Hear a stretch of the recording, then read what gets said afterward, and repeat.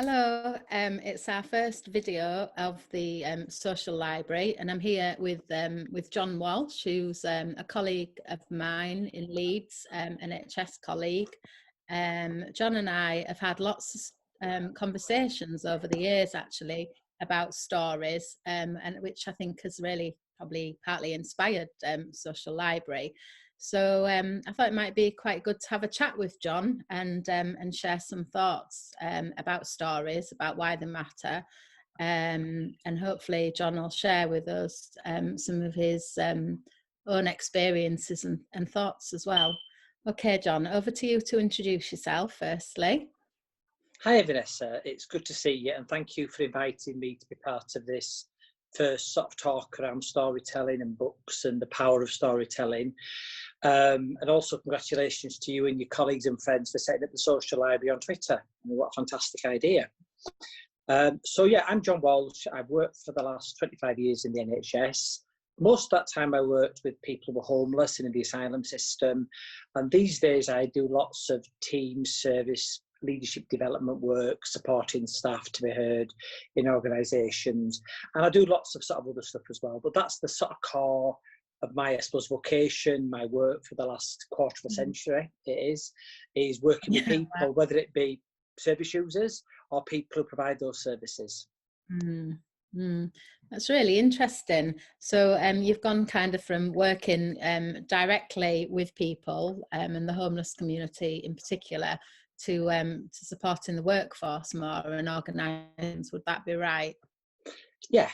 And I think the core element in that is it's working with people and it's hearing people's stories and it's trying to help people understand their stories and maybe start to identify the next steps they need to take. Yeah. So can I start by asking you then, because you've got a really interesting background there, why are stories important to you personally? I think there's a number of reasons. Which I can talk about two reasons perhaps.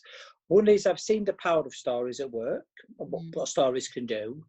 And then there's something about, I think, what stories do to us as people.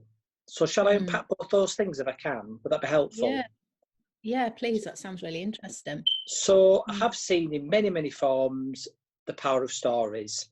So to give one example, we do a thing called system leadership in Leeds, which is we bring people together from the NHS, local authority, third sector, community groups, faith communities, service users as well, into a room. People don't know each other, and we have a 2-day workshop around what sort of system can we create together based on human values, conversations, care for each other, listening to each other. And part of that is to help people tell their own stories and hear other people's stories. And I'm always amazed on that first day, after a couple of hours, we do some storytelling circles with maybe four or five people in the group, maybe 5, 6 perhaps at tops. And when I look out, I'm always amazed because you think these people have known each other for months and months. And the talking, the laughing, the sharing, often sharing deep stuff. And I'm always amazed that so quickly that trust has happened, that connection has happened, and that people are relating to each other, not just as I'm from social care, I'm from the NHS, I'm from the hospital, but they're related to each other as persons. And it really sets the tone of the work we're trying to do, which is all about person-centred approaches and about human beings encounter themselves, and also people hearing their own story, naming their own story.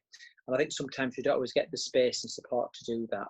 So I've seen people come together really quickly on the power of stories, really, and through the power of stories, and really trying to connect and actually connecting through stories.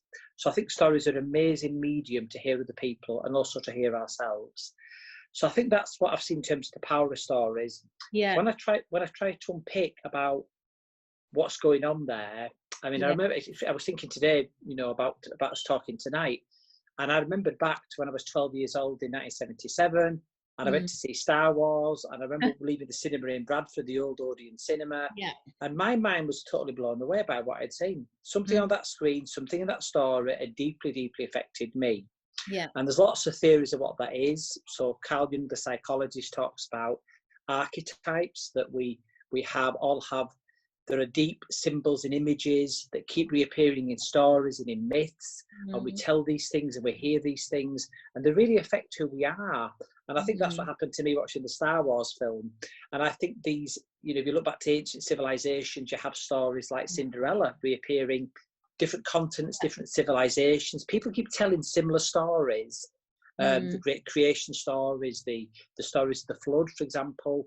And there's something about these stories we tell that really relate to us. And I think they're part of our discovery or rediscovery of who we are and what we are as human beings. So I think stories are us.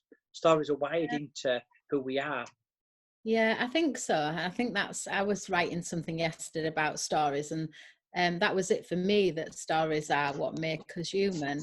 I think really interesting that it talks there about stories kind of spanning generations and still being of relevance, maybe like the Cinderella stories being retold in another way. And that's a really interesting perspective, because I was thinking yesterday that stories teach us a lot about the sort of social and political and historical context.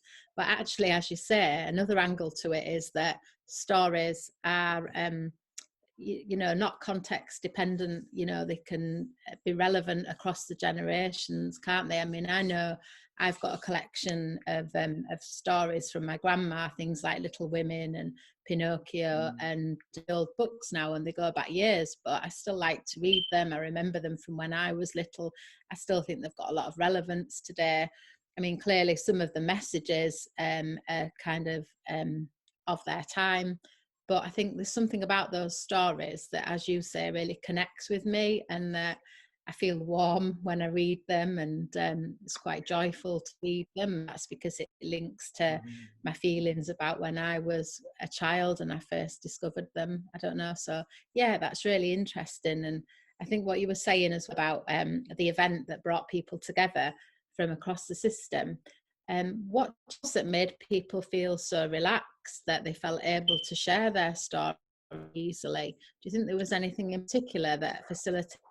Do you think that was natural? I think it's a really good question. I think we try to, I suppose, create an environment where trust, rapport, humanity is present. So we always have the events at community venues, so the money goes back into the community. We never have them at hotels, for example. We always have them at a community venue, usually run by a third sector or a charity or a hospice. I think there's something about the way we try to welcome people, the way we try to set the day. And actually, it doesn't take a lot for people to... It's interesting, I think, sometimes when I see this, I think, oh, we need more of this in our systems. And then I think, so what stops this in our systems? Because I think human beings, given the right conditions, will bond, will connect, will care, will listen to each other, will find their own voice and stories. So I think it's often that we don't create the conditions for this to happen, and we're amazed when it does happen. But that's through our lack of creating those core conditions for this stuff to emerge. And I think we do it intuitively, instinctively as good human beings. You do it as a mother, telling your children stories. People, when pubs and clubs were open, would sit around having a drink and telling stories. In the ancient world, people around campfires would tell stories. So we do this as a human species. But I think perhaps sometimes work structures and systems don't encourage our storytelling. They're predicated on process rather than person, and hence they don't. And I think things are improving, which is great. But that storytelling is what we need so much. Yeah, interesting. Because one of the things that we've decided when we do some of our Zoom events, and hopefully eventually that'll be physically in where we're in the same room as well. But for now, while we're doing digital events, we've talked about them being campfire gatherings, and just trying to recreate that sense that everybody sits down round informally in a circle, that it doesn't matter who you are, there's no hierarchy, everybody's opinions are valid. And I guess maybe, like you say, something about the campfire, it's natural, it's removed from the usual context or more corporate setting that would inhibit people talking on a more human level. And I think what you've said really resonates with what we've been talking about there, for definite. I think for me as well, you know, talking about your work with the homeless in particular, I think being a nurse, being a mental health nurse, I think that it's a really powerful example, isn't it, about mental health being linked to the sort of social context and the environment that people live in. Because I think what I'm passionate about with the social library is that I've worked in a culture for a long time that's been quite medical model. Whether we mean it or not, we often reduce people to sort of their medical symptoms, which is quite a deficit approach, isn't it? And I guess, you know, thinking about populations specifically, like working with homeless people, it's very much, isn't it, about telling the story, about being able to establish a relationship with people. Because I imagine that a lot of people who are homeless aren't particularly trusting of talking to people initially from within the system. Is that your experience? It's a really relevant point you make, really important point you make, Vanessa. I mean, I never struggle with homeless people telling me the stories. I often used to sort of like, we took a lot of the work outside of the primary care clinic we was in. So I ran for about, it must be about 6 years in McDonald's, a morning clinic where people could just come and have a cup of coffee and talk about what they wanted. And there was no actual, there was no sort of like, what's the word, I'm trying to think of that word here. There was no slots to book into. People just turned up. So sometimes one person, sometimes 6 people turned up. So you'd have 6 people waiting on tables and you move around them to try to have a conversation and find out what they needed. And obviously you had to balance confidentiality and support as well. So, but you're right, there was something about, I mean, I think one thing I saw with homeless people was we actually got quite okay at providing people with accommodation, clothing, benefits, food, etc. And we often saw one of 2 things happen. Either people became homeless within 6 months, or in many cases, people remained housed, but didn't find life meaning, hope, a fulfillment that made them happy. But we did see a third group of people who gave us great scope and hope, really. And that was people who found themselves. And when they found themselves and their story and their voice and who they were and what their passions were, that's where all this other stuff really took on massive relevance, really. And it's almost like that, you know, what really worked was providing all the material stuff we had to, which was absolutely right, whether it be medication, a support worker, clothing, food, accommodation. It was all that sort of stuff. But what really fired and drove that stuff was where people started to find themselves and started to grow as a person. And actually stories were really key to that, because to support this stuff to happen, we had to sit with people and listen to their hopes, stories and struggles. And we had to work with people for what was important for them. And what might be important for them might be, I want to see my child who I haven't seen, or, you know, I want to go to college, or whatever it was, whatever the passion was. The passion might be football, it doesn't matter really, but what the passion was, it mattered to us, but there was something about, you know, helping them connect with what was important to them. And actually help them find a way to take the steps for the realisation of whatever those hopes and stories and dreams pointed towards. And in many cases, we saw it happen. It was a very beautiful thing to see happen. But stories and human engagement and listening were really, really key to that, really. And just providing a space where people could be heard. And you'll know this from working on the wards with people in mental health organisations, providing a space where people could be heard rather than just medicated. Yeah, definitely. But it is very much, isn't it, about connecting with people at that human level and connecting with people where they want to connect as well. So for example, McDonald's, it's very removed, isn't it, from the sort of medical environment that might have really negative connotations. And sometimes, as much as we don't like to say it, there's a power differential, isn't there, if you bring somebody into a hospital environment, whereas it sounds like you were able to connect with them at a much more human level, and quite dignified, isn't it, as well, you know, helping them to get in touch with, you know, who they are and what matters to them, rather than thinking about people as being homeless, but actually who is the person behind this sort of homelessness, and you know, how did they become homeless? And I know, and you've taught me this a lot from your work with the homeless, that, you know, sometimes you know, we assume that people would prefer to live in a hostel, for example, than on the streets, but that's not necessarily the case, is it, in some situations? We make a lot of assumptions about people who live on the streets, and that it's as simple as finding them a hostel to live in, but actually it's a lot more complicated. And I remember, it must be a few years ago now, meeting up with you in York, and on my way to the station, bumping into a homeless couple and stopped to chat for them for a minute. And they said what they would love was a bacon sandwich and a cup of coffee. Now, I'm a vegan, as you know, but I went to the station and I bought them a bacon sandwich and a coffee. And then, I said to you, you know, I've just met a couple of homeless people. Before we meet, are you okay if I just drop this off? And we walked over to them and they knew you really well, didn't they? I know. It's true. Yeah, I know. Yeah.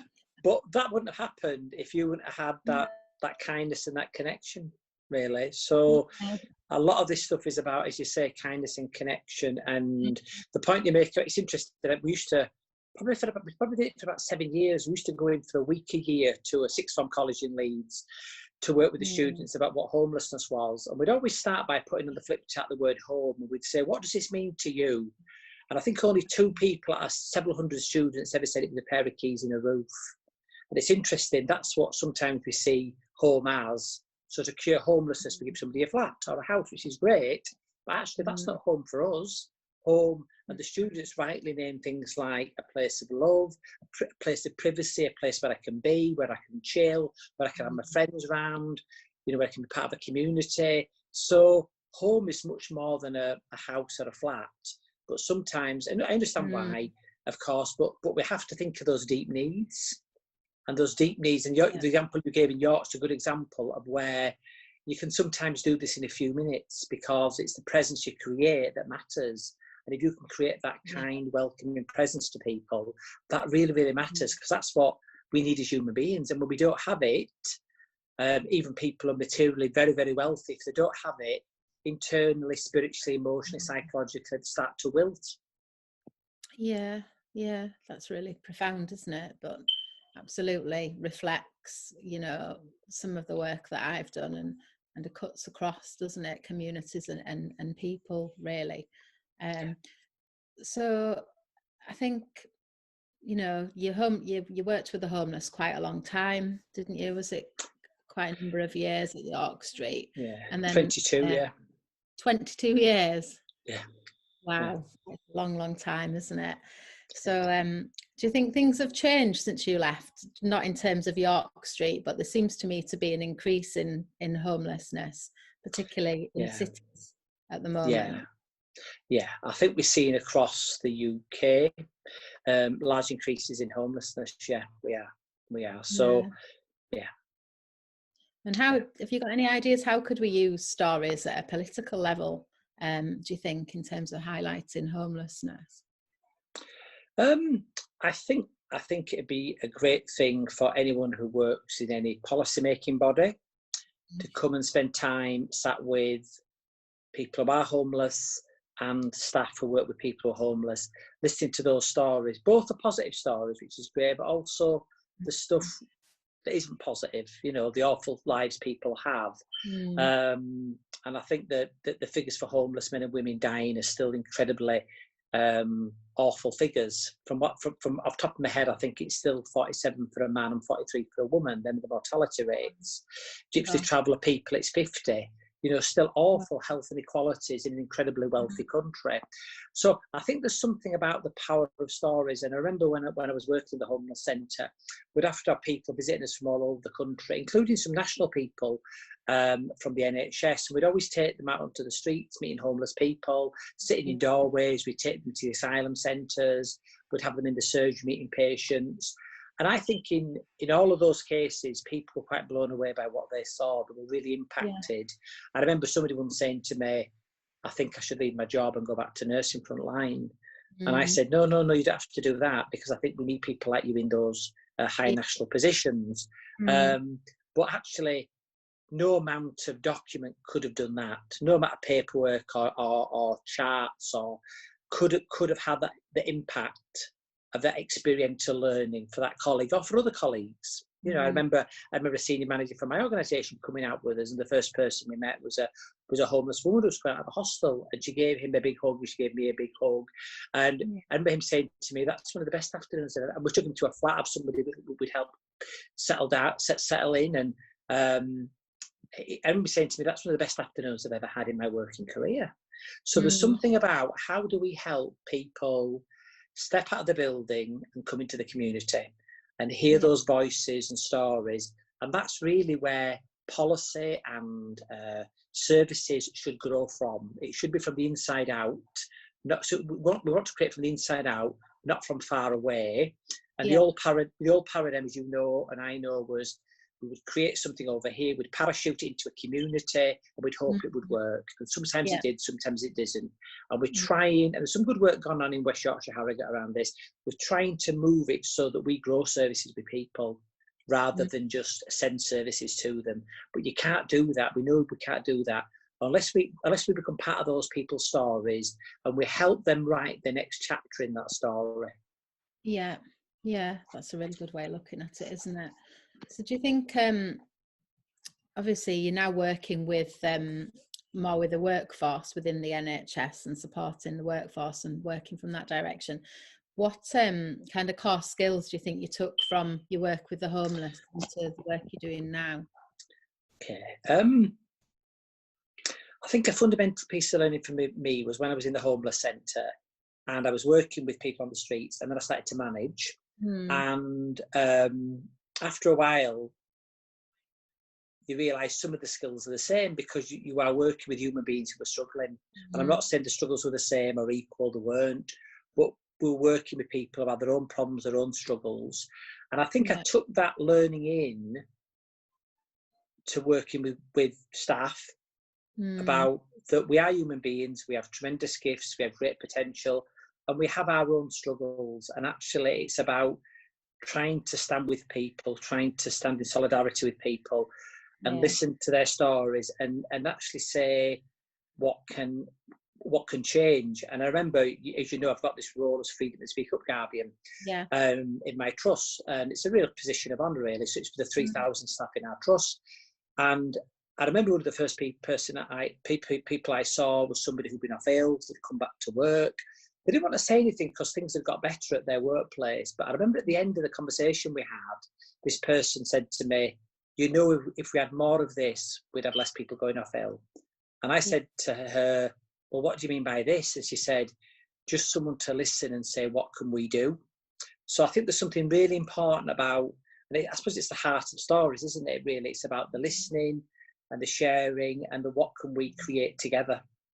So there's something about our power to be alongside people and to say, what can we do? What can we do to support you, really? Yeah. I think I would agree with you. Yeah. And I suppose lots of good stories have the hero or the heroine ended up in a poor place, and there's often a person who comes forward or peers who will be that person who will listen and care and try to support.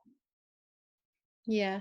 On that note, thinking about the social library, are there any books, films, other genres that would reflect some of your experiences that you would recommend to the social library? That's a really difficult question, Vanessa, because I'm reading all the time, so I can't remember what I read last week. Actually, it's a really good question. I'm trying to think what helped me. I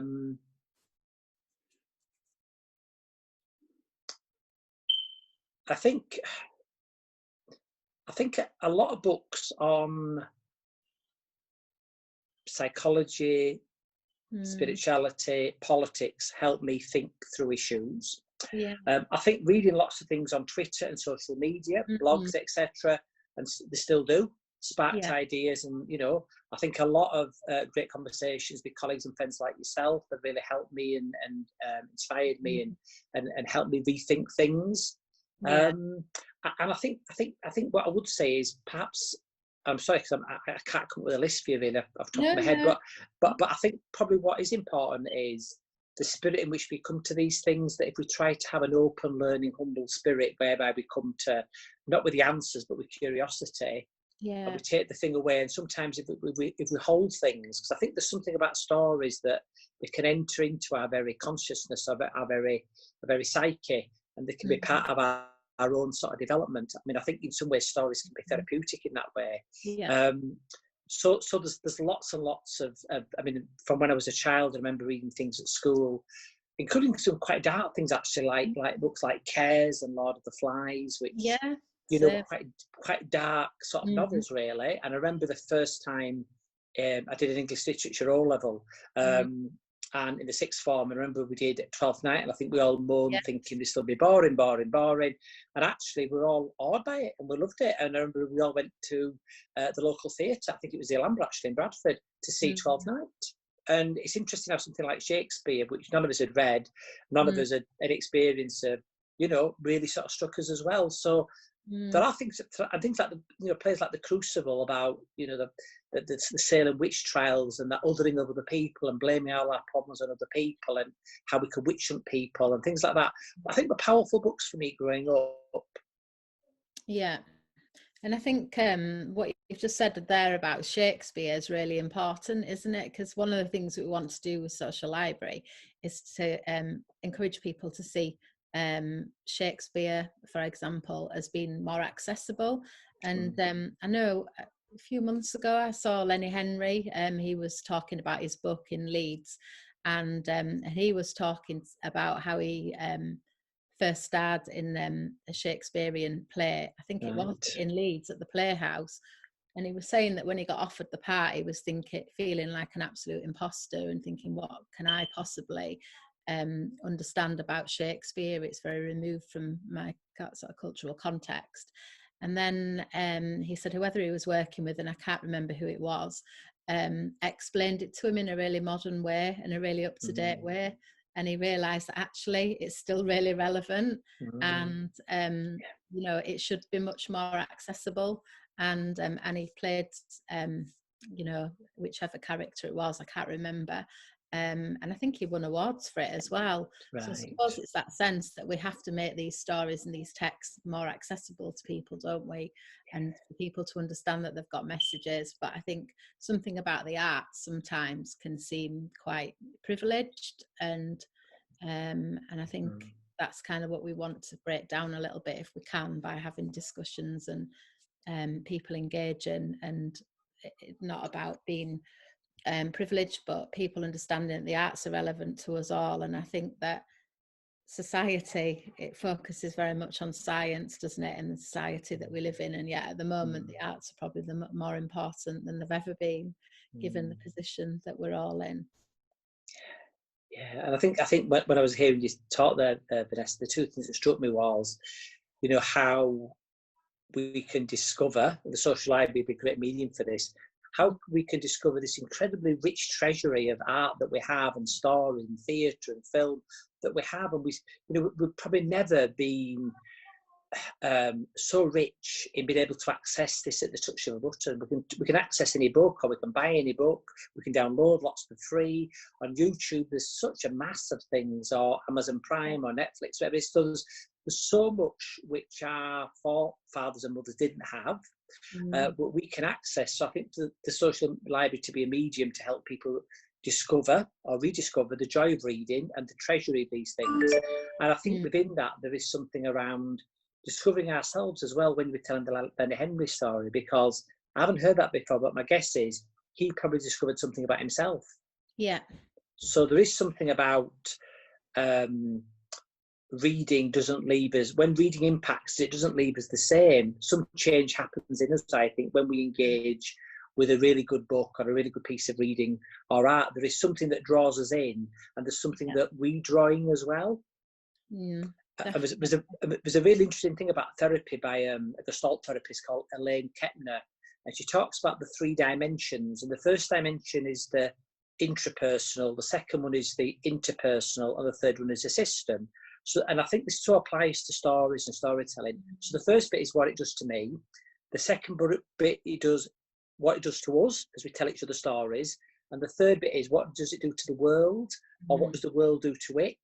And there's that lovely phrase that somebody said about the world is not made up of atoms, it's made up of stories. And we know that the world's really made up of atoms, but it's also made up of literary atoms, which are all the stories we tell.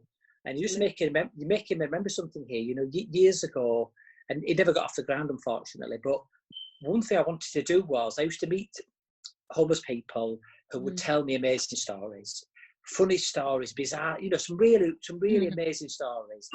And I always thought, wouldn't it be amazing if there was like an oral history department that would record these stories, you know, and it was never done. And most of those people I can remember telling me great stories are probably passed on now, or many of them have, and their stories have probably been lost, because they used to tell these stories all the time, and they were amazing stories, and you know, they were like campfire experiences really. When I used to go sit on walls with them, or sit in doorways with them, or visit them when they had a flat, and they tell these amazing stories. And they loved telling them. There was you could tell they used to light up when they used to tell some of these stories. And I always thought, wouldn't it be great if there was a history department that would make a record of these things? And I think I might even have inquired once or twice, but it never got anywhere. But I think them stories have probably been lost, sadly. But I hope there's lots of stories which the social library and other mediums can capture. Because you're right, actually, this is about, I suppose centuries ago, history was just about the famous. It was often about men, wasn't it? It was about Napoleon or Nelson, and kings, and some queens maybe. But actually, we're probably in a much more collective democratic society where your story, my story, Jack's story, everyone's story is important. And it's good if we can record it some way. Yeah, I suppose that's what's powerful, isn't it, about social media as well and other self-publishing platforms, because now, you know, people have got the opportunity, providing they've got the digital technology, people have got the opportunity to tell their stories either through microblogging, like through Twitter, or through writing blogs, and certainly things like the People of Leeds was a really interesting social media movement, wasn't it? For example, where they told people's stories, and usually accompanied by some photographs, and just ordinary people in Leeds that actually often doing extraordinary things. And as you say, in the past, that would never have happened. Our kind of obsession with, you know, media celebrities, and actually it's the ordinary people's stories that we need to be capturing. I think yesterday, for me, I watched, I don't know if you've seen it yet, one of our colleagues, Beverly Powell, that we both used to work with, recommended me to watch the David Harewood documentary. Oh, right, yeah. I haven't seen it, but yeah. Yeah, so he was talking about his psychotic experience when he was in his 20s, and I guess using his celebrity to raise awareness about psychosis and about being a black man who's experienced psychosis in particular. And what struck me about it, which I think was with at the time, who were recognising that he was unwell and encouraging him to access help. And when he was talking to people who'd also experienced psychosis, so when he was talking to people on a personal level, like his friends or other people who'd experienced psychosis, there was very much a storytelling element where they were talking about, you know, what had happened in his life that might have led him to be to have a psychotic episode. And also we're all kind of talking about psychosis in terms of attaching meaning and purpose to that experience, like why did it happen, what was the purpose, what have I learned from it. But when he talked to psychiatrists and nurses and hospital staff, what I noticed is the focus was very much on the biological symptoms of psychosis, things like psychosis to occur. So things like, oh yes, you sounded like you were quite grandiose at that point, because obviously grandiosity links to psychosis. So I think, I'm not sure what my point is exactly in this, but I guess there's something about encouraging people to tell their stories so we can look at things from a much more human perspective than we often do in the system. And also about the system listening to people, telling their stories, and you know, when we're presented with someone who we see as psychotic, you know, not focusing on the psychotic experience, but actually understanding kind of what happened to that person, you know, who is the person, you know, why are they in front of us? And I think for me, while social library is not directly about this, I think I would like to explore the potential of, you know, when they talk to people, I guess is what I'm saying. I think that's very powerful, Vanessa. It's really, really powerful. And there's a quote by Anthony de Mello, the late Indian theologian, where he says, the shortest distance between truth is a story. So the shortest place between me and reality, you and reality, is the story. So in the story, that's where we encounter truth, reality, truths, whatever that means. And there's something, isn't that? And if that's true, and I'm sure it is, then really our services really need to incorporate stories. And it's funny, I was reading something else, which is a little bit off on a tangent, but yesterday I was reading something, and it talked about vocation, and we often talk about nurses having a vocation, or, you know, or other professions having vocations. And this article said vocation comes from the Latin word vox, which means voice. So vocation is where you find your voice. But to find our voice, we need to be able to say what our story is. So there's something really powerful, and this isn't that about, for us to be who we can be and who we want to be, we have to really know what our story is and what our message is and what our passions are and what our drives are. And we have to have space to be able to articulate that, because it's very difficult just to do it by yourself. And I think one thing lockdown does teach us is we struggle with it because we're social beings. However we're wired, however we've evolved, with people that need people. So I don't think there can ever be a Lone Ranger event. It can't just be one person. I suppose even the Lone Ranger had Tonto, didn't he? So there's always somebody with him. But there's something here about how do we do this in a social way? Because storytelling is a social thing, isn't it? It's written by somebody for themselves, probably, and for others. So there's a social exchange here. And I think there is something about people finding themselves in stories. There really is. And so for our services, the people who use them, and the people who work in them, I think stories are really, really key. And probably the most important, powerful meetings I've ever been in is where someone has just took that step and told their story. Because it changes sometimes everything. Yeah, I agree. And I think, you know, probably my love of stories is what led me into mental health nurse. And thinking about stories, I think make you more empathic somehow, because you're forced to go into somebody else's world and see things through their eyes, and gives you a curiosity about people. And I suppose for me, you know, thinking about it from a 21st century perspective, being it, you know, so many stories are accessible to us now through YouTube, through social media, you know, books and films are really easily accessible. So I guess what we want to do is try and explore things from lots of different perspectives, so books, but also films and plays, but also making sure that we're looking at things that are accessible to people as well, so that people can feel it. I think that's really important. And we've been talking for quite a while, but there's one other thing that I wanted to ask you about, and that's about your blog, because I know you're not writing it as much now, but you did write for a long, brilliant blog called Yes to Life, wasn't it? Yeah. And I think within that you really drew on a lot of you know, literature, fairy tales, philosophical texts. So can you just tell us a little bit about that before we finish as well? Yeah, the title came from the work of Viktor Frankl. Viktor Frankl was a Jewish psychiatrist imprisoned during 4 concentration camps during the Second World War, including Auschwitz and Dachau, and he survived. His family sadly didn't, but he survived. And he went on to really probe questions about how do people come through these awful experiences and come out the other side and start to rebuild their life. And he was a very sort of inspirational man, and he created a form of therapy called logotherapy, and it really impacted me because he had a big focus on hope and helping people, finding hope ourselves, but supporting other people to find hope and meaning and purpose.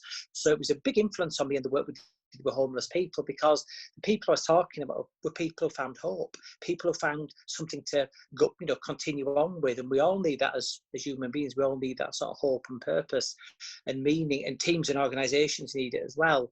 So one of the titles, I think the most famous book is called Man's Search for Meaning, and I think the subtitle is Saying Yes to Life. I think it is from what I remember.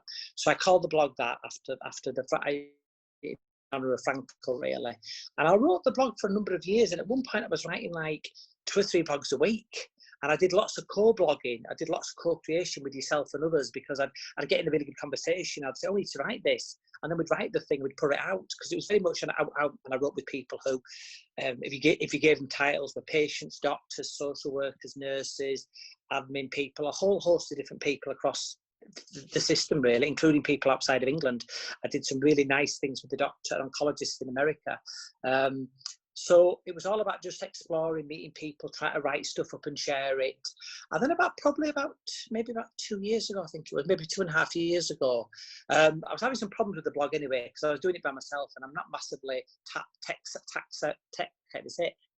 savvy. So I was having lots of gremlins in the thing, so I was struggling with it. But also, I sort of like drifted away from writing. And I think it was probably a good restful period as well. Mm-hmm. And I probably focused more on sort of conversation. I think I tried to focus. I mean, I always talk all the time, so it wasn't a new thing. But and I have helped people since then to write blogs, and I have co-authored a few things with people, and I'm still doing the reading and the thinking. But I think, and I don't know if I'll ever go back to it. Who knows, I might do. But I did do it for some time, and at one point I was writing, and many of the people I wrote with had never wrote a blog in their life, and they were saying, I don't know how to do it. I said, well, let's do it together. And we'd write these blogs, and the blogs always tried to be both realistic, so they weren't hopefully too unrealistic, but they're always trying to have a kind, caring, aspirational message, which was all about that each of us has got so much to offer, that we're better together, and we need to come together, and we need to get as much humanity, care and hope into our systems as possible. And that's what I remember about them, really, more than anything. I remember the messages, and they were quite philosophical, weren't they? And yeah, it's well worth having a look at your blog, isn't it? I'm sure it's still available online. It is. It's still there. It's still there. Yeah. It's still there. It's still there. And the other thing that makes me think of Vanessa, actually, is which I don't think we mentioned is, and I've seen this on Twitter certainly, and it's true in blogs and it's true in stories, is that, and I would never have believed this, but I think through this medium, through the medium of words and stories, who we are and what we are can somehow get transmitted. So themes like hope, kindness, care, all, peace, whatever, honesty, transparency, vulnerability, can really flow through our words and our stories. So they're really important mediums for who we are. They're really important mediums to connect and touch other people as well. So storytelling isn't, I don't think it's a luxury. I think it's widening to who we are. And when you were speaking a little bit earlier, you just made me think, I thought, how awful must it be to go through life and either never be encouraged to tell your story or never having a space for your story to be heard? Yeah, absolutely. It's almost like a diminishing, isn't it, of human personhood? Yeah, it is very much who we are, isn't it, as people? We've all got a story to tell, and I think that's a really nice note to end it on, isn't it? Unless you've got any final thoughts for us. No, just a big thank you to you and Jack for doing this. I wish you all success with the social library, and I'll be supported as much as I can. And I suppose the ending message for us all is, let's find our story and our stories and find ways to tell them. And I think we do it intuitively, instinctively with our friends. And let's find good ways to share stories that connect us and help us, particularly, in times of COVID as well, awful times. Let's find the stories that can help each other and help ourselves as well. Yeah, that's beautiful. Thank you. Thank you, Vanessa.